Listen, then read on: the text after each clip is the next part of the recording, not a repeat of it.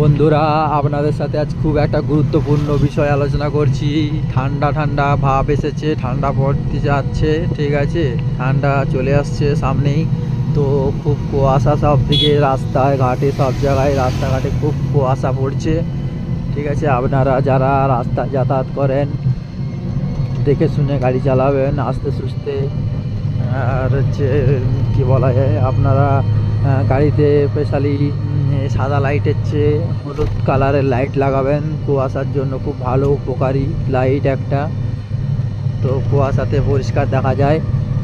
তো আমিও এখনও পর্যন্ত ব্যবহার করিনি, যদিও তবু দেখলাম যে অনেকের হলুদ লাইট লাগানো আছে, তাদের লাইটগুলো খুব সুন্দর পরিষ্কার দেখা যায় কুয়াশাতেও।